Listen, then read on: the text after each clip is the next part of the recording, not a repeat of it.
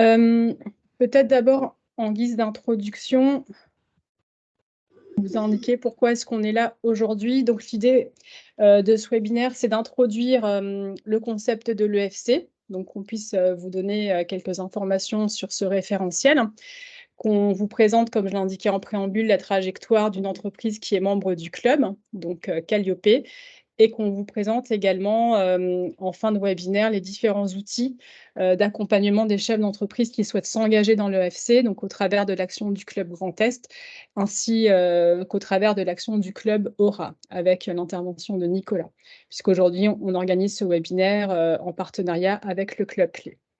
Du coup, merci à vous pour votre intérêt dans ce webinaire. Vous étiez 21 personnes à vous être inscrites. Donc, vous êtes actuellement une dizaine.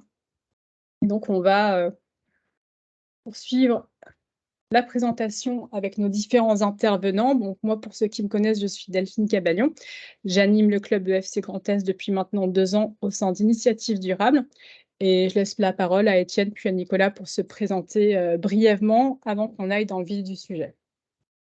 Oui, merci Delphine. Moi, je suis Étienne Barillet, président de Calliope. J'ai fait partie de la première accompagnement dans le FC en 2017, 2017-2018. Et donc, je préside Calliope. Je suis toujours membre du club EFC du Grand Est.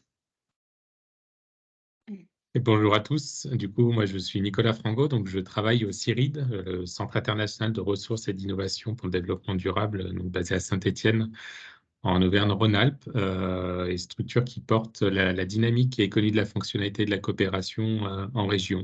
Donc, on est un petit peu comme Initiative Durable en Grand Est pour faire l'élément de comparaison. Et donc, on a co-organisé ce retour d'expérience avec Delphine et Étienne. Merci à tous les deux. Je vous présente rapidement le déroulé de la session d'aujourd'hui. On va démarrer avec un petit icebreaker sur quelques minutes. Puis ensuite, on donnera la parole à Étienne qui nous présentera dans un premier temps l'activité de Calliope. Et ensuite, on lui posera différentes questions de manière à vous informer sur sa trajectoire OFC. Et en fin de webinaire, voilà, vous avez la possibilité durant toute l'heure de webinaire de poser des questions au travers du chat, mais on les traitera à la fin du webinaire de manière à laisser le temps à Étienne de nous présenter sa trajectoire EFC. En guise de conclusion, une petite synthèse est également préparée pour remettre en perspective ce qu'on aura vu durant ce rétexte sous le prisme de l'EFC. Et enfin, on vous présentera les différents outils qui existent au niveau du club Grand Est que du club Aura, de manière à accompagner les dirigeants d'entreprise vers une trajectoire EFC, en l'occurrence pour le club Grand Est, avec d'une part l'action du club et l'action de formation des dirigeants d'entreprise. Peut-être juste un mot avant qu'on passe sur l'icebreaker, sur l'action du Club Grand Est. Il existe maintenant depuis 5 ans. Il a été créé par Initiative Durable. On est actuellement soutenu par les partenaires que vous voyez à l'écran, à savoir la région et l'ADEME au travers du programme Climaction, ainsi que l'ADREAL, la CCI Grand Est, ainsi et l'Eurométropole de Strasbourg. En 2023, on a 13 adhérents qui sont donc impliqués dans ce club et qui sont quasiment tous passés par ce qu'on appelle notre parcours d'acculturation à l'EFC, donc qui se sont formés à l'EFC. Et l'objectif du club, indépendamment de l'animation des réunions collectives des adhérents, donc membres du club, et de leur accompagnement, c'est également de diffuser l'EFC sur toute la grande région au travers de différentes actions de sensibilisation, comme c'est le cas ce matin avec ce webinaire. Alors, je vous propose un petit icebreaker pour démarrer et je vous invite à vous connecter sur WooClap. Je vais vous montrer comment faire. Je vous ai partagé, Delphine, du coup, dans la conversation, dans le chat, le lien vers la page ainsi que le code de l'événement, du coup. Ah, super, merci Nicolas. Et là, vous devriez voir à l'écran, peut-être si Nicolas, tu peux me le confirmer, on voit bien le site de WooClap. Donc, on voit, voilà, il vous suffit, comme vous le voyez à l'écran, d'aller sur wooclap.com et de rentrer le code à stylet qui est sur la droite en bleu, XHRGTZ. Et la première question qui va vous être posée c'est que vous évoque au premier abord le terme EFC. Voilà, donc il suffit de rentrer le mot ou les mots qui vous inspirent derrière le terme EFC. On devrait avoir un nuage de mots qui apparaît au fur et à mesure. L'idée, c'est un petit peu de voir, voilà, on a une première proposition, qu'on puisse voir un petit peu ce que ça vous inspire.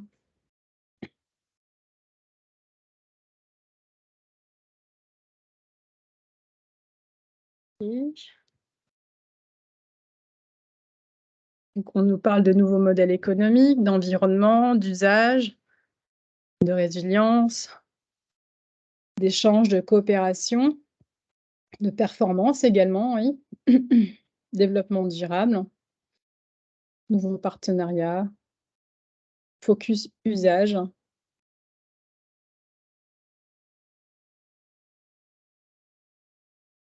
Ok, super, c'est intéressant de voir un petit peu ce que vous inspire ce terme, effectivement. Et visiblement, on est avec un public déjà averti. Et la deuxième question que je vais vous poser, toujours en guise d'icebreaker, serait également quelles sont vos attentes sur ce webinaire, de manière, voilà, plutôt que de passer faire un long tour de table, de la même manière qu'il y a quelques secondes, si vous pouviez nous indiquer en 2 ou 3 mots les attentes principales que vous avez ce matin. Comme ça, on pourra également voir un petit nuage de mots apparaître. Donc, avoir un exemple concret, de faire la connaissance avec idée. Retour, expliquer. Un exemple inspirant, concret, une montée en compétences, point de vigilance. Ok. Bon, écoutez, merci beaucoup pour ces premiers retours. Je pense qu'on a déjà, comme ça, on peut également un petit peu orienter notre discours ce matin. Et je vais retourner sur notre présentation PowerPoint de manière à ce qu'on puisse poursuivre le webinaire.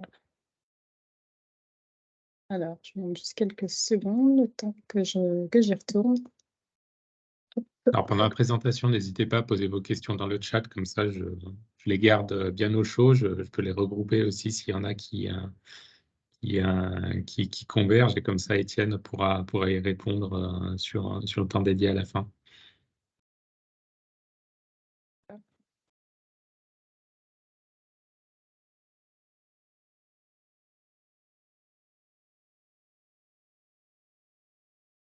Voilà, on est revenu sur notre présentation PowerPoint. Et donc, maintenant, on va donner la parole à Étienne, qui va d'abord nous présenter Calliope. Donc, Étienne, est-ce que tu peux nous présenter ton entreprise et quel est ton métier, également où tu es basé géographiquement, quels sont tes clients? La parole est à toi. Merci Delphine, merci Nicolas. Alors, Calliope, nous sommes une petite entreprise que j'ai créée en 2018. En 2020, je me suis associé avec 2 autres entreprises pour pouvoir porter la croissance de Calliope. Aujourd'hui, nous sommes 4 personnes. L'année prochaine, on sera 6. Nous sommes basés à Colmar, dans le Grand Est. Ce que nous faisons, c'est que nous nous adressons aux industriels, quasi exclusivement aux industriels, et on leur apporte des solutions de supervision d'outils décisionnels sur 2 grands domaines d'activité qui sont d'un côté la performance énergétique et de l'autre côté la performance opérationnelle. Et les deux fusionnés font ce que j'appelle la performance industrielle enviable. J'ai choisi le terme d'enviable plutôt que durable parce que l'enviable en fait doit parler à tous les corps de l'entreprise, y compris le DAF, qui n'est pas toujours très sensible à une performance durable et qui est plus sensible à une performance enviable. Mais elle est enviable quand elle est écologiquement intéressante, quand elle va permettre de durer dans le temps et quand elle permet également de renforcer je dirais, la force économique des entreprises. Donc voilà Calliope, 3 associés, Colmar, Grand Est, outils décisionnels pour les industriels et entreprise pendant 2018. Merci pour cette première intro. Je te propose peut-être, dans un premier temps, enfin, pourquoi est-ce que tu t'es intéressé à l'économie de la fonctionnalité, de la coopération? Euh, Comment est-ce que ça t'a titillé un petit peu? Ouais, alors, ça m'a titillé, en fait, avant de créer Calliope. Je l'ai dit tout à l'heure en introduction, dans ma présentation, je me suis inscrit en 2016-2017. Donc, si Calliope a été fait en 2018, c'est bien que j'y étais avant. Et auparavant, j'avais une autre entreprise, une entreprise d'électricité industrielle. Et mon diagnostic sur cette entreprise était assez clair. C'est qu'un électricien industriel, c'est très très souvent vu comme un pur sous-traitant. C'est-à-dire qu'on lui dit ce qu'il a à faire, ce qu'il a à installer, et toutes les limites du système vont être là. C'est qu'à un moment, pour prendre l'affaire, il faut la réaliser simplement moins cher que les autres. On a énormément de mal à mettre de la valeur ajoutée. Et donc, j'ai voulu créer avec cette entreprise des métiers sur lesquels on était apporteur de solutions, dont le métier qui est maintenant celui de Calliope. Et j'ai voulu tout de suite le faire sur des bases qui étaient compatibles avec mes convictions fortes, qui sont des convictions de développement durable. Je fais partie des gens qui croient dur comme fer que le développement durable est une réalité et qu'il est possible de le mettre en place. Et cette entreprise d'électricité a été quelque part un laboratoire pour le mettre en place, mais j'avais vu juste, hein, malheureusement, sur un point, c'est qu'une activité de sous-traitance est très très difficile à tenir. Et quand mon premier client, en termes de volume, a baissé ses investissements, mon entreprise a fini au tribunal de commerce, et j'ai décidé de jeter l'éponge en 2017 et redémarrer une partie donc de l'activité, en l'occurrence l'activité de Calliope, cette fois-ci 100% sur les bases de l'EFC. Voilà. Donc les limites que j'avais vues, c'était simple, hein, c'était quand tu prends une affaire, il faut toujours que tu sois moins cher que l'autre. Et pour être toujours moins cher et bien faire son travail, il y a un moment, c'est juste pas possible. Et on rentrait vraiment dans une espèce de spirale descendante qui n'avait absolument rien d'intéressant pour personne, ni pour les salariés, ni pour moi, et à peine pour les clients qui pouvaient pas être satisfaits tout simplement de ce qu'on propose dans ces cas-là. Et paradoxalement, c'est ce qu'ils achètent et c'est ce qu'on vend. Et du coup, pour poursuivre sur l'échange, comment est-ce que tu as découvert, le parcours à l'EFC? Et quels ont été les premiers axes de réflexion? Parce que souvent, sur un parcours, on commence à identifier les limites, les difficultés. Ouais. Et du coup, comment les choses, ont été amenées au départ? Alors, l'EFC m'a été présenté via le CJD. Moi, j'ai été longtemps membre du CJD, du Centre des jeunes dirigeants d'entreprise. J'étais président de la section de Strasbourg. Et j'ai vu le terme de nouveau modèle économique. Ça fait partie des modèles économiques qui étaient présentés à l'époque dans le CJD. Et donc, quand Initiative Durable, à l'époque IDEA Alsace, s'est rapproché d'Athémis pour montrer les parcours EFC, pour mettre en place des parcours EFC, ça a été assez naturel en fait d'aller vers ce parcours parce que les bases de l'EFC, c'est pour moi des choses qui sont intéressantes. C'est un, on reste dans un modèle marchand. Deux, on croit et on continue d'affirmer qu'une croissance durable est possible et souhaitable. Une croissance économique, celle qui permet effectivement de créer de la richesse et de partager de la richesse. Et donc, on se retrouvait en fait sur des valeurs qui sont les miennes, qui sont celles d'un libéralisme responsable. Et c'est pour ça que j'ai été dans cette démarche euh, avec une volonté forte, en fait, qui a été de dire apportons réellement et valorisons réellement ce qui est utile pour les clients.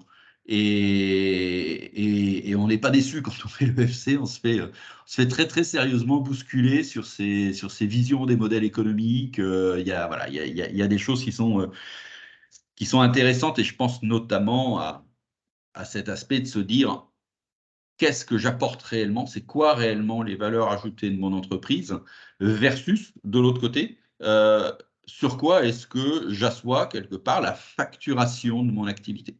Et on se rend compte qu'il y a très très souvent un hiatus très très fort entre la vraie valeur ajoutée de notre entreprise et l'élément qui sert de base à la facturation. Et ça c'est un point qui est intéressant dans l'EFC parce que ça nous fait vraiment repenser je dirais notre système de valeurs dans le modèle économique, et ça nous repositionne sur quelque chose de beaucoup plus solide, de beaucoup plus fiable, et donc ça nous permet de sortir cette spirale ce qu'on appelle le cercle vicieux du productivisme. Donc, produire toujours plus pour toujours moins cher, etc. etc.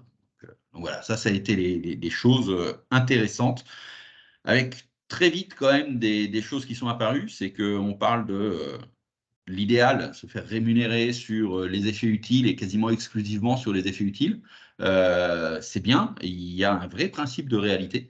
Et c'est que les effets utiles, il y a un moment, il faut pouvoir les mesurer, il faut pouvoir emporter la décision avec le client d'être rémunéré dessus. Et on ne peut pas en fait d'un coup, d'un seul, tout modifier. Donc il y a un vrai principe de réalité, et c'est bien pour ça qu'on parle de parcours EFC, qu'on parle d'accompagnement et qu'on ne parle pas de formation, parce que tout simplement le modèle n'existe pas, en tout cas, comment dire, quand je dis le modèle, il y a des principes qui existent, mais la solution packagée sur laquelle un consultant pourrait nous amener n'existe pas, et c'est à chacun de construire son modèle économique qui va respecter les principes de l'EFC. Donc, pouvoir, si je le résume simplement, pouvoir générer de la richesse, créer de la richesse qui va pouvoir être partagée, mais richesse qui va respecter les principes du développement durable.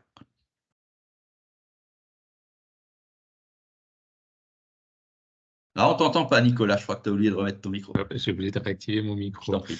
Je disais, du coup, tu as commencé un petit peu à l'évoquer. J'imagine que c'est compliqué après des années et des années. Et puis, on a tous grandi avec ce modèle économique un petit peu dominant. Donc, comment est-ce qu'une fois qu'on a ces nouvelles lunettes, comment est-ce qu'on applique?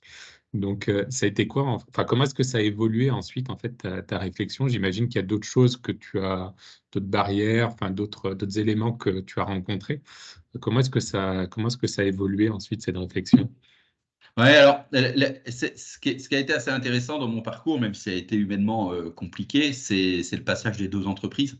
Quand j'avais mon entreprise d'électricité industrielle, vouloir proposer une solution si je fais simple, de supervision énergétique en vue d'une optimisation de la performance de l'entreprise, on était jugé comme pas légitime par les clients. Pas légitime parce qu'à leurs yeux, on était des électriciens industriels et qu'un électricien industriel ne fait pas ça. Et donc, n'a pas de légitimité à le faire. Les mêmes compétences, les mêmes personnes qui basculent dans une entité qui change de nom, qui s'appelle Calliope, et qui se présentent comme étant spécialistes de la chose, permettent d'acquérir cette légitimité. Ça montre vraiment une chose intéressante, c'est que notre positionnement à nous, la façon dont on a d'être perçu par le client, et on est acteur de cette perception qu'a le client, nous permet vraiment de faire des choses qu'on pense impossibles de l'autre côté. Ça, ce n'est possible qu'à partir du moment où on est acculturé au modèle EFC. Quand pour nous, il devient naturel, finalement, le client ne se pose pas 10 000 questions et il suit ou pas d'ailleurs. Hein. Certains ne veulent pas y aller, certains ne veulent pas rentrer dans ce mode, mais ce n'est pas très grave. De toute façon, quand on transforme entre 30 et 50% de cette vie, on est déjà très très bon. Donc s'il y a 50 ou 70% de nos prospects qui ne veulent pas rentrer dans le système, bah, ce n'est pas très grave. On est exactement sur les mêmes ratios qu'avant, sauf qu'en plus, on a le ratio positif avec les gens avec qui on a plaisir de travailler. Donc déjà, on est gagnant dans le sujet. Donc, premier point, ça a été vraiment de se dire, finalement, c'est mon positionnement à moi et la vision que j'ai de l'entreprise qui va me permettre d'être crédible vis-à-vis du client. Le deuxième point de vigilance que j'ai vu, ça a été en fait d'être capable d'embarquer son écosystème. On mène, nous, des réflexions qui sont des réflexions assez poussées sur nos modèles économiques. On se fait, je dirais, changer notre mindset. Et quand c'est clair pour nous, on a l'impression que ça va être clair pour tout le monde, tout simplement parce qu'on va leur avoir expliqué ça en 2 temps, 3 mouvements. Et on est plusieurs chefs d'entreprise du club à avoir constaté qu'en fait, ce qui était devenu d'une limpidité exemplaire pour nous nécessitait énormément de travail d'accompagnement vis-à-vis de l'ensemble de nos parties prenantes. Nos salariés, nos actionnaires, nos fournisseurs et évidemment nos clients. Donc ça c'est un autre point, je dirais, qu'il faut avoir en vigilance. Et après, sinon, pour un profil technique et commercial comme moi, en fait, c'était un vrai bonheur, le FC, parce que quand on fait du commerce, on va vraiment travailler sur l'effet utile qu'on va procurer au client. C'est-à-dire que fondamentalement, c'est assez paradoxal, mais en remodelant complètement notre modèle économique, on en arrive sur les fondements de ce qu'on nous apprend quand on fait du commerce, c'est de dire quels sont les effets utiles pour le client. On apprend très tôt que personne n'achète une perceuse, mais tout le monde achète les trous qu'on fait avec la perceuse. Sauf que tout le monde vend des perceuses dans l'absolu et des mèches. Et bien là, d'un seul coup, on commence à vendre les trous. Et même mieux que les trous, on commence à vendre l'intérêt de faire un trou et l'usage du trou. Donc c'est un vrai plaisir derrière qu'on retrouve à faire du commerce dans ce modèle économique. Donc voilà, des limites qu'on a pu voir. Et une autre limite aussi importante pour moi, c'est que j'avais au début imaginé pouvoir obtenir une rémunération des gains énergétiques qu'allait faire le client, ce qui semble assez logique quand on parle de fonctionnalité et notamment qu'on travaille sur l'optimisation énergétique, c'est de se dire, écoute, on partage les sous-sous que tu gagnes. On a quand même une grande limite à ça, enfin même deux grandes limites. La première, c'est pas vraiment de les mesurer, parce que nous, notre job, c'est de les mesurer. Mais la première, c'est est-ce que le client est capable de le faire?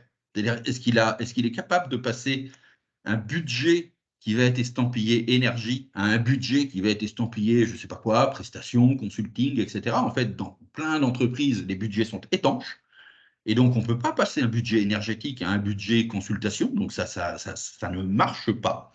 Et le deuxième point, c'est qu'en fait, entretenir un niveau de performance élevé, c'est un vrai boulot. Et entretenir un niveau de performance élevé, c'est ne plus faire d'amélioration, c'est rester à un niveau élevé. Or, si on construit son mécanisme de REM sur je suis rémunéré sur l'amélioration des choses, quid de cette partie entretien? Et ce qui semblait évidemment logique au début, on voit très très vite qu'en fait on arrive sur une asymptote et que ça devient absolument plus logique. Ceux qui font du vélo le savent très bien, hein, c'est comme si vous étiez payé pour accélérer à vélo. Je peux vous assurer que quand vous commencez à être à 35 ou 40 à l'heure, sauf à être coureur du Tour de France, c'est du boulot de maintenir la cadence. Donc on a en fait ces mêmes limites-là, et ça, c'est important de l'avoir toujours en tête et de se dire finalement comment est-ce que je fais un truc qui est lisible pour le client et comment je fais un truc qui est pérenne pour moi tout en respectant les principes de l'EFC. Et c'est là-dessus, nous, que la prestation et le modèle a également évolué. Je suis bavard, hein, Nicolas, pardon. Non, mais c'est très clair et c'est intéressant de ce que tu évoques là, parce que du coup, ça implique tout un tas de choses aussi, de pas être dans une recherche de performance continue, de toujours s'améliorer, qui pourra avoir des conséquences néfastes sur tes équipes, sur toi aussi, de toujours de vouloir faire mieux. Ouais. Donc de se stabiliser à un moment donné sur une performance globale, du coup. Et on Effectivement, revient c'est fondamentalement à vouloir toujours faire mieux, on revient sur le cercle vicieux du productivisme, parce que il est vertueux au début, ce productivisme. C'est lui qui nous a permis d'améliorer le niveau de vie, etc. Mais il y a un moment toujours mieux, c'est toujours moins cher, fondamentalement. Non, ça atteint ses limites. Et c'est même antinomique, et ta réflexion me le fait dire maintenant, c'est même antinomique quelque part de vouloir être payé sur l'amélioration de la performance dans un modèle EFC. Parce que fondamentalement, ce qu'on cherche à casser, c'est le modèle du productivisme, qui est une amélioration de la performance. Et paradoxalement, j'ai réussi à me dire, il faut que je sois payé sur la performance, l'amélioration de la performance environnementale. Et là, on voit tout de suite qu'il y a un hiatus, en fait. Enfin, aujourd'hui, tiens, d'ailleurs, je le vois, seulement qu'il y a un hiatus, je ne le voyais pas avant. Mais aujourd'hui, je vois qu'il y a un hiatus intrinsèque, de base. Ça ne pouvait pas fonctionner comme ça. Donc, il a fallu retravailler la chose pour pouvoir trouver un autre mode de fonctionnement. Et c'est ça qui est très, très intéressant dans le FC. Hein. Alors, c'est jamais reposant. En fait, il n'y a aucun modèle qui est reposant. Ça, on peut être tranquille. On est dans un environnement qui évolue tout le temps. Il faut toujours qu'on s'adapte. On n'est jamais en roue libre. Ça, c'est pas vrai. Donc, on est en fait toujours en train de s'adapter et toujours en train d'essayer d'évoluer dans notre modèle économique, mais en restant dans le cadre. Et c'est pour ça que l'accompagnement dans le club est fondamental. Parce que nos échanges, nous, on a des échanges 3-4 fois par an en privé et on a 3-4 rendez-vous également en groupe. Nos échanges nous permettent en fait quelque part de remettre l'église au milieu du village, quoi, de se rappeler les bases. Et là, on était à un échange il y a 15 jours chez un collègue du club. On reprend des notes, hein, on reprend plein de notes, on se dit mais c'est oui, ça, il faut que je réussisse à le faire chez moi, ça, c'est une piste intéressante, etc. Là, ça, c'est fondamental. Donc, c'est une réflexion qui évolue tout le temps. Pour poursuivre sur la réflexion, il y a un autre pilier qui est très important dans l'EFC, économie de la fonctionnalité de la coopération, c'est la coopération, justement. Et c'est la valeur ajoutée de l'offre de Calliope. Est-ce que tu peux nous indiquer comment tu es organisé avec les autres parties prenantes au sein de ton écosystème et en quoi cette coopération, elle est fondamentale dans ton organisation actuelle? Alors, elle est fondamentale, pourquoi? Parce que quand tu travailles dans l'optimisation énergétique, et notamment l'optimisation de la consommation électrique, le gaz est une chose, les autres énergies sont une chose, mais un des gros points, c'est l'électricité. Tu te retrouves confronté avec des toutes petites entreprises qui vont s'appeler Socomec, qui vont s'appeler Chauvin-Arnoux, enfin, Schneider Electric. Donc, voilà. Et quand tu t'appelles Calliope et grosso modo, tu as 3-4 personnes, il y a un moment, il faut vraiment que tu penses à faire autrement. Et il y a un moment, il faut vraiment se dire, je dois être capable d'avoir une offre suffisamment large pour répondre à l'ensemble des besoins. Nous, l'ensemble des besoins, il s'étend du hardware jusqu'à l'usage du software. Donc, en fait, on met des appareils qui viennent, soit on installe des équipements électriques de mesure. Sur les autres fluides, on ne les installe pas parce que c'est vraiment techniquement des choses. On ne va pas installer compteur vapeur, compteur d'eau. Il y a un vrai savoir-faire qu'on ne maîtrise pas. Mais par contre, on vient se mettre derrière ces compteurs. Donc, on a du hardware. Hein. Là, moi, je pars tout à l'heure chez un client. On va remettre le harnais, on va monter dans la nacelle, etc. C'est de la vraie installation. À côté de ça, on met un réseau en place, un réseau de communication sans fil sur de l'IoT, du 4.0, donc qui est, je dirais, récent, qui est de l'industrie du futur, tout ce qu'on voudra qui sonne bien, mais enfin, où il y a d'autres compétences nécessaires.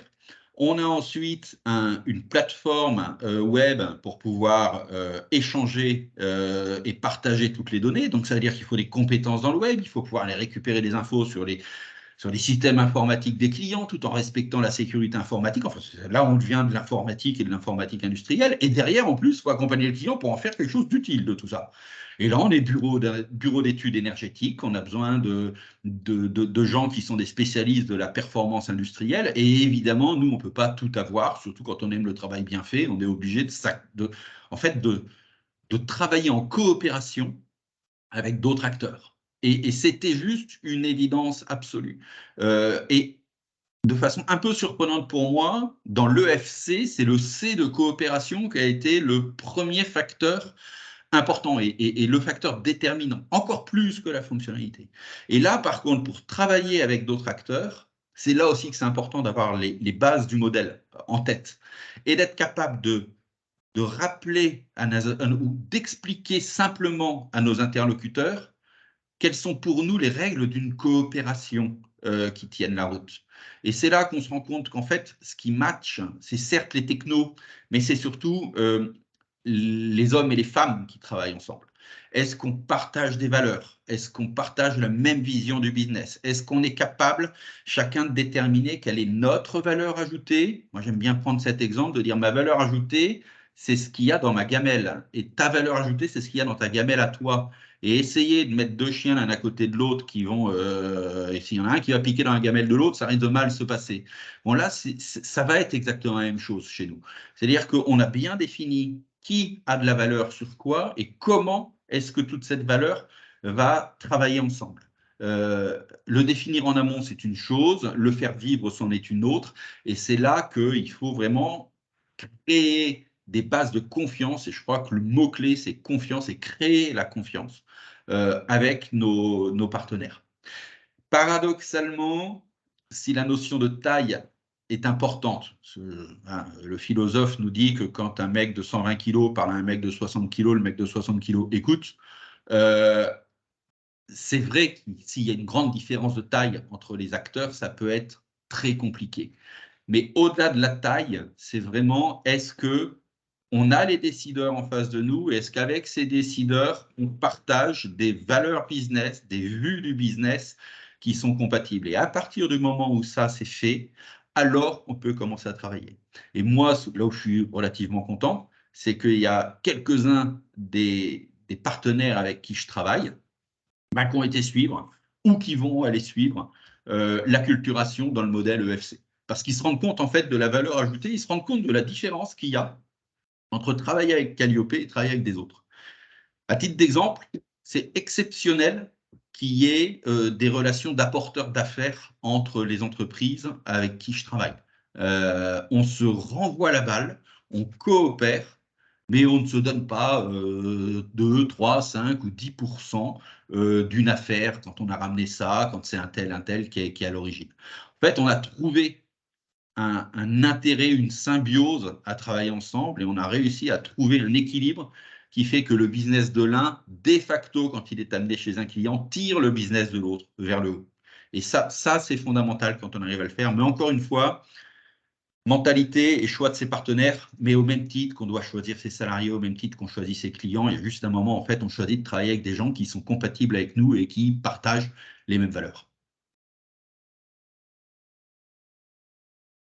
C'est intéressant, cette notion de choix. Et on a l'impression dans les discours que les entreprises ne se donnent pas forcément aussi cette opportunité de choisir leurs clients, de choisir leurs partenaires. Et on se rend compte sur les différents exemples avec la fonctionnalité de la coopération que c'est un changement de posture aussi des entreprises qui sont engagées là-dedans, qui vont choisir leurs partenaires, leurs clients. Ce serait, tu as commencé à donner un petit exemple, mais ce serait bien peut-être qu'on en creuse un petit peu plus pour voir comment est-ce que la confiance elle s'est construite, peut-être avec un ou deux partenaires avec lesquels tu travailles et qui illustrent du coup peut-être la valeur ajoutée que chacun apporte, mais aussi que vous apportez de manière globale sur certains projets. Merci. Alors, la confiance et le choix sont énormément liés, en fait. Je reviens juste sur le choix et comment on construit la confiance. Je l'aborde tout de suite. Le choix, tu ne peux l'avoir qu'à partir du moment où tu es en position de pouvoir dire non. Quand tu as levé des millions d'euros auprès d'actionnaires ou auprès de gens qui attendent du résultat, tu n'as plus beaucoup de choix que de leur répondre. Quand tu es endetté et qu'il faut que tu rembourses à ta banque, quand tu es très endetté, tu n'as plus beaucoup de choix non plus. Donc, il y a un moment, pour se donner le choix, il faut aussi accepter les contraintes qui vont avec ce choix. Et quand tu as le choix, alors seulement, tu peux réellement choisir comment tu agis. Et comment est-ce que la confiance se construit? Elle se construit évidemment par les actes. Évidemment par les actes. J'ai longtemps cru à des jolies choses sur la confiance ne se mérite pas, elle se donne, etc. Enfin, ça m'a aussi valu ma première boîte, hein, quand même. Hein. Si j'ai été amené à les liquider, c'est que j'ai un petit peu trop lu certains livres qui parlent de libérer les entreprises, etc. et qui ne sont pas forcément confrontés aux réalités de la vie. Tout ne peut pas se faire comme dans un conte de fées. Donc, il y a juste un moment, il y a un principe de réalité.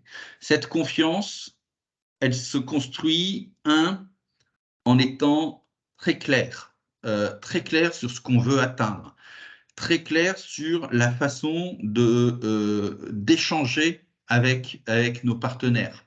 Il y a un moment, il faut appeler un chat un chat. On n'est pas obligé d'hurler sur la tête de quelqu'un que c'est un chat, ça ne marchera pas. Mais on va dire les choses. Et je crois beaucoup à la force de ce qu'on appelle parfois la communication non violente. Moi, je préfère parler d'assertivité. L'assertivité, c'est être capable de faire passer ses idées et de les faire entendre. Or, on ne fait entendre, on ne fait comprendre des choses que si on est non violent avec la personne. Parce qu'évidemment, quand on hurle sur quelqu'un, il va juste se mettre en mode défensif. Donc, bien expliquer comment on fonctionne, prouver comment on fonctionne et avoir une exigence mutuelle avec nos partenaires. Et quand je mets nos partenaires, je considère que c'est les entreprises externes, mais mes collaborateurs sont mes partenaires aussi. Donc cette confiance, en fait, elle s'explique, elle se construit On décrète qu'il y a les bases de la confiance et on décrète comment est-ce que ça va être et ensuite on les prouve au quotidien. Et surtout, on échange. Parce qu'évidemment, nul n'est parfait, surtout pas moi. Enfin, il n'y a que ma mère, moi, qui croit que je suis parfait, mais et encore. Ces deltas qu'on peut avoir entre ce qu'on fait ou ce qu'on aimerait faire, enfin entre ce qu'on aimerait faire et ce qu'on dit et ce qu'on fait, il faut être capable de les entendre. Il faut créer les moments d'échange avec nos partenaires pour pouvoir le dire, pour pouvoir les mettre à plat. Et derrière, il faut pouvoir faire ces micro-ajustements. Ça s'appelle des notions de feedback. Enfin, tout ça, c'est des notions de management qu'on apprend assez facilement. Mais il faut être capable de dire les feedbacks, assertivité, communication non violente. Il faut être capable de les entendre. Rien d'humilité, ça ne fait pas de mal non plus. Et il faut être capable d'essayer effectivement de vouloir s'améliorer. Et quand on a mis ça en place, c'est un travail de tous les jours, dans ces conditions, la confiance peut se créer. Elle est longue, hein. Elle est longue. On adorerait pouvoir faire un chèque et puis acheter la confiance. Hein. Manque de peau, ça ne marche pas comme ça. Merci beaucoup, Étienne, pour le partage de ton expérience et sur ta trajectoire EFC. Aujourd'hui, on a voulu éviter le côté un peu théorique de définir l'EFC. Par contre, je suis à peu près certaine que les participants à ce webinaire aimeraient t'entendre définir l'EFC. Donc, si tu pouvais nous donner ta définition en tant que chef d'entreprise, et ensuite on passera au temps d'échange. Donc, vous pouvez déjà commencer à écrire vos questions dans le chat de manière à ce qu'on les traite juste après. Alors, si je devais définir l'EFC de manière complètement non conventionnelle, hein, sinon, ça n'a pas d'intérêt, sinon on regarde sur Wikipédia ce que c'est, je dirais que l'EFC, c'est un modèle qui va te faire retravailler, qui va te bousculer dans tes convictions de ce que c'est qu'un modèle économique, très sérieusement. C'est un cheminement qui va te faire réfléchir longtemps, qui risque de t'amener un petit peu loin, parfois sur des voies sans issue où il va falloir reculer pour repartir sur une autre voie. Donc c'est un système itératif. Et par contre, c'est un système qui permet de retrouver le plaisir au travail. Le plaisir dans ses relations avec ses partenaires, avec ses parties prenantes, et le plaisir de refaire son boulot, parce que tout simplement, il permet d'être aligné entre ce que tu crois réellement et ce que tu fais. Et en fait, il te donne même l'autorisation, voire presque l'obligation, l'incitation à t'aligner entre tes valeurs et ton modèle économique et ce que tu fais au quotidien. Donc voilà une définition un peu non conventionnelle de l'EFC. Mais évidemment, voilà, si tes valeurs sont dans le développement durable, dans le partage de la richesse, dans la création de richesse, moi je crois intimement qu'une entreprise est obligée de créer de la richesse. On le dit quand on est au CJD, créer de la richesse, c'est aussi important que de respirer pour une entreprise. Ça ne doit pas être un objectif, comme respirer n'est pas l'objectif de la vie. Enfin, moi, mon objectif de vie, c'est pas de respirer le plus longtemps possible, mais on ne peut pas s'arrêter de respirer. Et quand on court, quand on fait du sport, quand on grandit, on est obligé de respirer plus vite. Donc, il y a un moment, fondamentalement, créer de la richesse, faire de la richesse, c'est indispensable et je vais même aller plus loin. C'est nécessaire pour pouvoir aller dans un système vertueux. Tout à l'heure, Nicolas, tu parlais d'avoir le choix. Tu n'as le choix que quand tu as l'aisance financière. Sinon, tu rentres dans un mode de survie. Et dans un mode de survie, advienne que pourra. Actuellement, là, il y a France Inter qui parle beaucoup de l'Inde. 1,4 milliard d'habitants qui sont en mode survie. En fait, l'avenir de la planète, c'est juste pas leur souci, quoi. Et pourtant, ils vont être très, très concernés. Donc, quand on est en mode survie, on n'a pas le choix. Donc, il faut se mettre dans des positions où on n'est pas en mode survie, dans des positions où on crée de la richesse qu'on va pouvoir partager et qu'on va pouvoir créer de façon tout simplement durable. Et Dieu sait qu'il y a des moyens de le faire. Alors, c'est certainement pas les moyens conventionnels, j'en conviens tout à fait, mais il y a des moyens de le faire. Merci pour cette définition. Je propose maintenant qu'on passe au temps d'échange. Donc, vous pouvez soit poser vos questions sur le chat. Donc, je vois que Elsa Loué le fait et est en train d'échanger avec Delphine. Si vous avez des questions, vous pouvez aussi les poser ou peut-être aussi, vu qu'on n'est pas très nombreux également, vous pouvez peut-être activer votre micro et votre caméra. Comme ça, on pourra voir qui se cache aussi derrière les participants. J'en profite juste pour répondre à Loué. Je m'excuse, je ne vois pas le prénom à l'écran. Donc, le club EFC accueille tout type d'entreprises actuellement, quel que soit leur statut. Alors, ce qu'on peut proposer aux entreprises qui souhaitent découvrir l'EFC, on a une nouvelle offre depuis l'année dernière qui est l'offre sympathisant. Et en fait, on propose un diagnostic sur une demi-journée, donc un diagnostic de maturité à l'EFC et la possibilité de participer à l'un des 4 clubs qu'on organise dans l'année de manière à ce que vous puissiez découvrir comment ce temps d'échange se déroule. Sachant qu'au cœur des clubs, un club se déroule typiquement de 9h à 14h. On fait une matinée qu'on consacre à un REX d'un dirigeant d'entreprise. Donc, ça peut être un membre du club ou une entreprise qui est hors club. Et l'idée, c'est de partager autour de sa trajectoire EFC et on focus sur un sujet. Ça peut être la coopération, la gouvernance, la rémunération des commerciaux suite au changement de paradigme qu'implique la trajectoire EFC. Donc, on a 2 questions qui sont, enfin 3 questions qui sont apparues dans le chat. Donc de Christian qui pose la question si un citoyen en particulier peut intégrer le club. Donc Delphine, je te laisserai répondre dessus. Une question de Arnaud qui demande si en fait Calliope est une société de conseil de pilotage stratégique en termes d'optimisation énergétique. Donc je vois qu'Étienne a répondu. Et je vais répondre à tout le presque monde. Ça.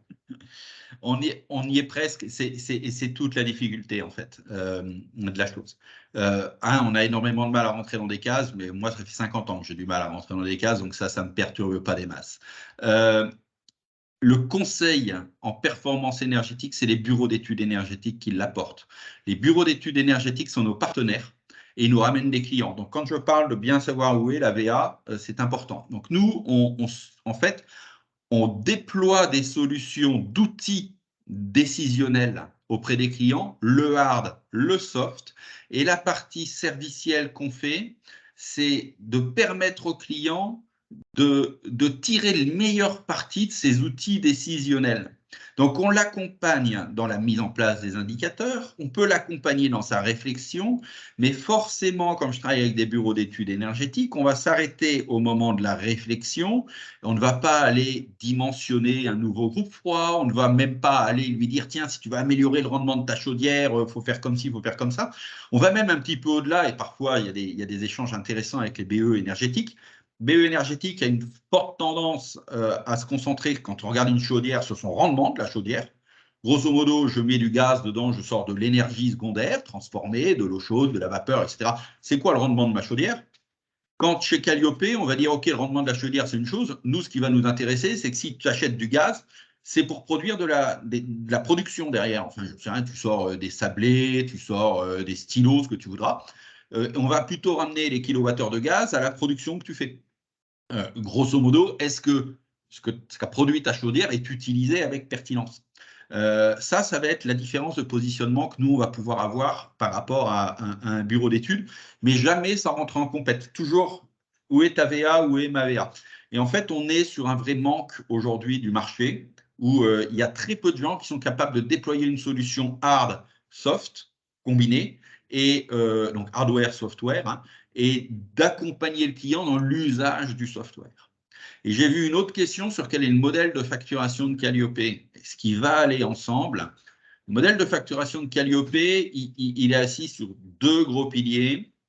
Un premier pilier qui est, somme toute, assez classique, est un pilier qui est lié à l'investissement, au déploiement de la solution, avec une approche fonctionnalité de la chose. C'est-à-dire qu'on ne fait pas des listes de courses en disant il vous faut X appareils, machin, etc. Mais on vous dit pour aller relever les données, on va de cet équipement, de cet équipement, de cet ensemble d'équipements. On va mettre les solutions qu'on explique et elles vont vous coûter tant. Donc, on n'est pas en train de se mettre, il y a tant d'heures, etc. Il n'y a pas de prix, il n'y a pas de décomposition de prix. Et tant pis si le client veut une décomposition de prix, ben, il a trouvé quelqu'un qui lui fait une décomposition de prix. Mais nous, il n'y a pas de décomposition de prix, ça fait partie du modèle, c'est comme ça. Donc ça, c'est une partie que je qualifierais de CAPEX. Hein. Et il y a une partie d'OPEX, donc de récurrent, de coûts opérationnels, sous forme d'un abonnement qu'on appelle, nous, le pack service, et qui comprend, dans ce pack service, l'accompagnement permanent du client dans l'usage de l'outil, ainsi que l'accès à l'outil. Hein. Évidemment, c'est des outils qui sont en mode SaaS, hein, donc sur le net. L'accès à l'outil, mais ce n'est pas que l'accès, c'est l'accompagnement. Tu souhaites retravailler, tu souhaites réfléchir, tu as des questions qui se posent dessus. C'est open bar chez nous, c'est compris dedans.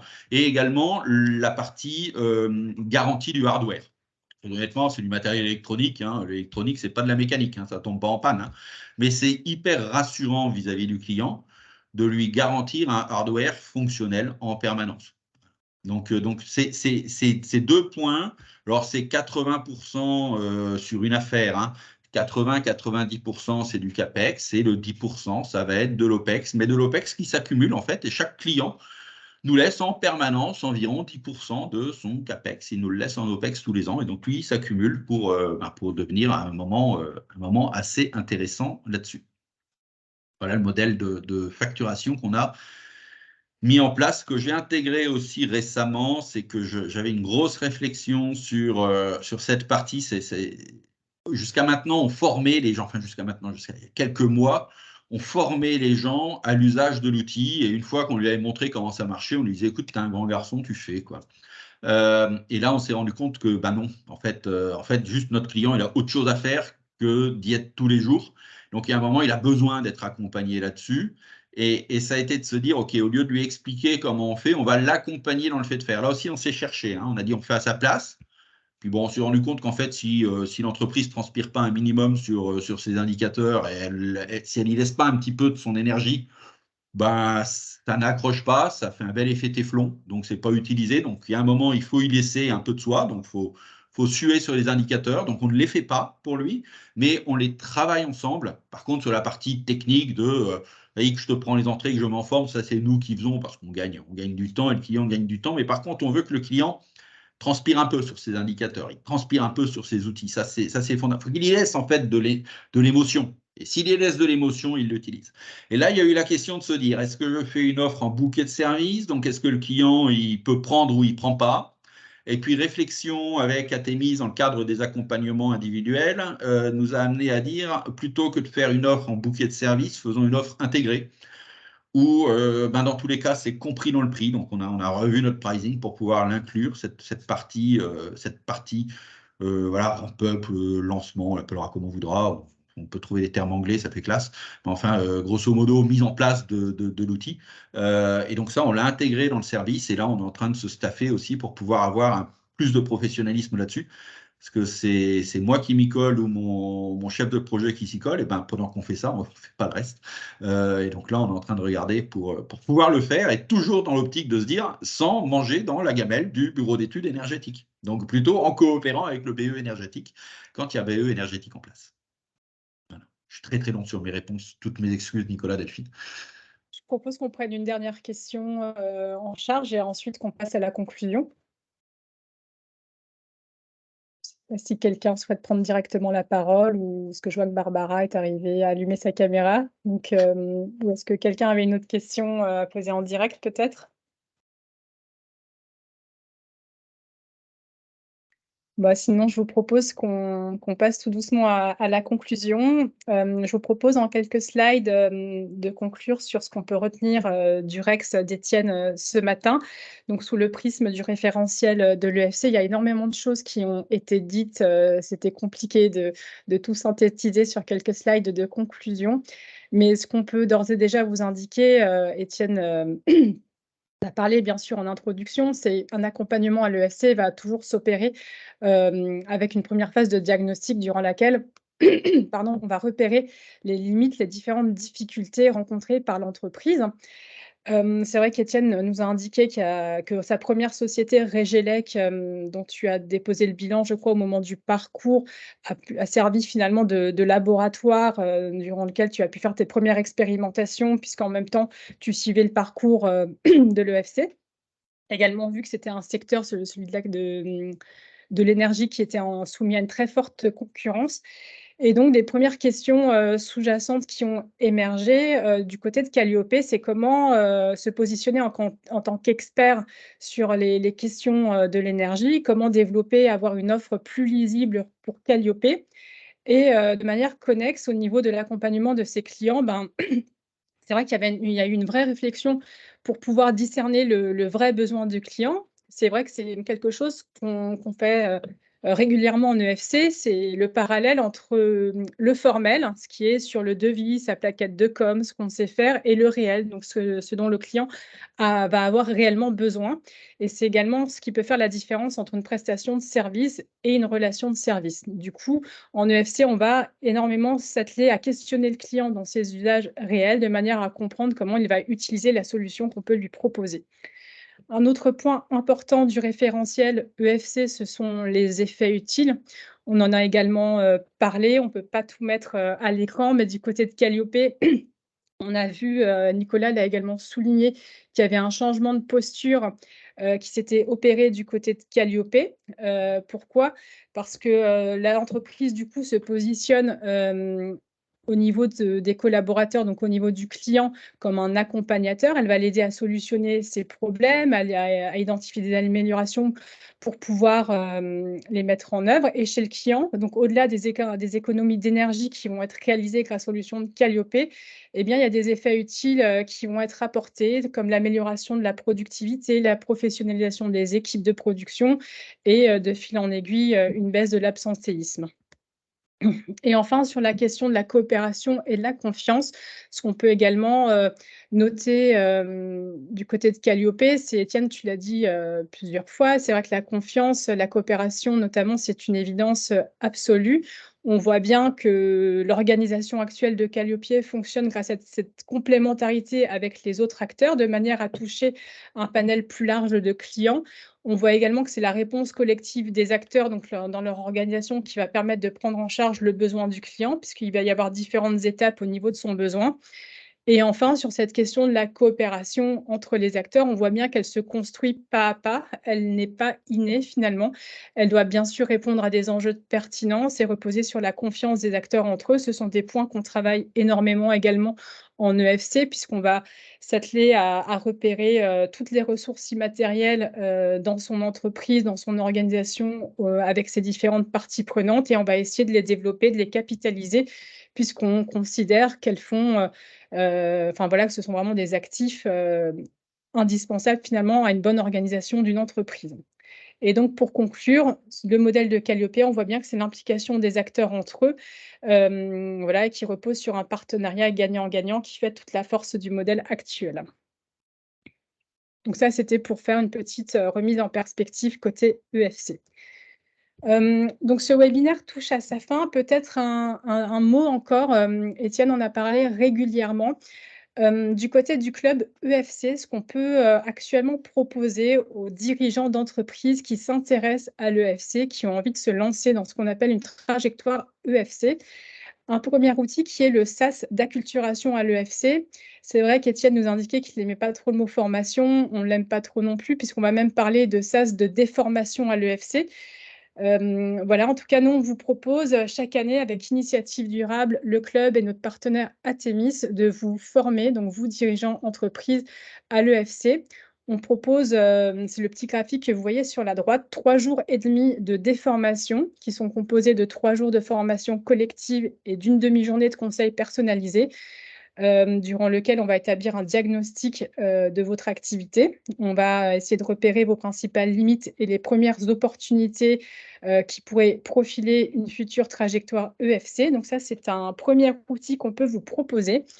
Et actuellement, donc au niveau du club, on propose aux chefs d'entreprise qui souhaitent découvrir l'EFC sans, ils n'ont pas forcément le temps de s'engager dans un parcours, mais il est tout à fait possible d'établir ce même diagnostic qu'on propose lors de l'acculturation à l'EFC, donc un diagnostic de maturité EFC. Et cet accès dans le club vous permet également de participer à l'un de nos 4 clubs dans l'année. Donc, il y en a un par trimestre et donc de manière à découvrir notre fonctionnement et échanger avec les dirigeants actuellement engagés dans une trajectoire et qui viennent de manière plus régulière sur les 4 clubs de l'année. Je ne sais pas si Nicolas, tu souhaites également partager 1 ou 2 informations sur les outils côté CIRID, Club Clé? Oui, je vais en partager quelques-uns. Alors, en Auvergne-Rhône-Alpes, effectivement, on n'a pas cette structuration de club avec des adhésions. Par contre, on a un parcours d'accompagnement qui s'appelle le parcours Relief à destination des entreprises. Et l'objectif est un petit peu le même qu'en Grand Est, c'est-à-dire c'est d'accompagner les dirigeants et ses équipes à s'engager dans cette trajectoire-là de l'économie de la fonctionnalité et de la coopération pour essayer de développer ou de faire évoluer une offre, pour l'expérimenter avec son écosystème. Donc voilà, c'est un dispositif qu'on est en phase de recrutement qui devrait démarrer au mois de septembre de 2023. Donc n'hésitez pas, si vous avez des questions, n'hésitez pas à revenir vers moi sur la page LinkedIn du CIRID, sur le site du CIRID également, ou par l'intermédiaire de Delphine, si jamais vous avez ses coordonnées, parce que je crois que le Grand Est est en très grande majorité dans les participants, mais pour les quelques oralpins, n'hésitez pas. Oui, merci Nicolas. Et de la même manière, au niveau de notre parcours, on espère pouvoir le lancer cet automne, donc en septembre ou en octobre. Et comme c'est indiqué à l'écran, on le réserve, voilà, c'est réservé à un petit groupe de chefs d'entreprise qu'on limite volontairement à 10 pour assurer une bonne dynamique dans le groupe. Un dernier mot également sur l'écosystème de l'EFC en France. Il y a eu des questions sur les documents qui font ressource le référentiel EFC. Nicolas a indiqué le lien dans le chat tout à l'heure. Vous pouvez retrouver pas mal de ces documents, que ce soit des rapports, mais des podcasts également, des vidéos sur le site de l'Institut européen de l'I2EFC, dont vous voyez le logo en bleu et or à l'écran. Côté Club Grand Est, on fonctionne beaucoup avec Atemis, qui est un laboratoire d'intervention et de recherche basé à Paris, qui travaille en étroite relation avec l'I2EFC.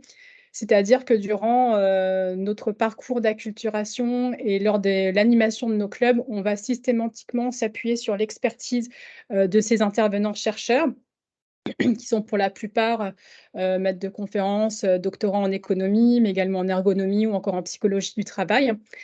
Et vous avez également la liste de tous les clubs régionaux. Donc, on a des modèles qui sont différents sur certains aspects, mais qui répondent toutes à une même dynamique, celle de soutenir les dirigeants d'entreprises déjà engagés dans une trajectoire, continuer à les motiver pour qu'ils continuent à développer cette trajectoire EFC. Donc, vous allez retrouver un club à peu près dans toutes les régions administratives françaises. Et un dernier mot en guise de conclusion, et je laisserai peut-être le mot de la fin à Nicolas puis à Étienne. Aujourd'hui, on a donc animé notre 3e webinaire de découverte de l'EFC, après CERU et CITIS en février et en mars. Le prochain webinaire aura lieu le 6 juin. On donnera la parole cette fois-ci à Jérôme Mougel, directeur général d'Odyssée Environnement. Et ensuite, on pourra se retrouver cet automne avec des webinaires autour des partages d'expériences d'Optimove et de LDE. Voilà, vous avez nos coordonnées à l'écran si vous souhaitez nous envoyer un email. Et peut-être, voilà, je laisse maintenant la parole à Nicolas puis à Étienne pour le mot de la fin. Ça va être rapide. Merci à tous pour votre présentation. Merci à Étienne pour sa disponibilité aussi et pour avoir accepté de se prêter au jeu. Et merci à Delphine aussi d'avoir donné l'opportunité de co-organiser ce retour d'expérience. Oui, merci à tous. Allez, un tout petit mot encore quand Delphine nous présentait les intervenants qu'il y a dans le club. Je peux vous assurer que d'être au contact 4 fois par an avec des chercheurs en ergonomie du travail, des gens en fait un gars comme moi qui est très terrain, on n'imagine même pas que ces métiers existent. C'est juste hyper ressourçant. Ça nous amène de la matière, ça nous amène de la réflexion et ça nous permet de faire passer tout ça dans le concret. Je peux que vous conseiller d'y aller. C'est c'est super enrichissant et ça fait que du bien à l'entreprise. Voilà. Donc, merci d'avoir été là. Merci pour les très gentils commentaires. Je ne sais pas si c'est ma maman qui vous a payé pour les mettre ou pas, mais voilà, c'est très sympa, ça fait chaud au cœur. Merci beaucoup à tous pour votre présence tôt ce matin, votre participation et votre intérêt dans ce nouveau modèle économique qu'est l'EFC. Donc, Nicolas et moi, on est à votre disposition pour répondre à vos questions si vous souhaitez vous engager dans un parcours ou peut-être rejoindre nos clubs. Bonne journée à tous et n'hésitez pas à vous inscrire au prochain webinaire. Vous trouvez l'information notamment sur la page LinkedIn du club, voilà, qui est alimentée à raison d'1 à 2 posts par semaine. Eh bien, bonne journée à tous et à très bientôt.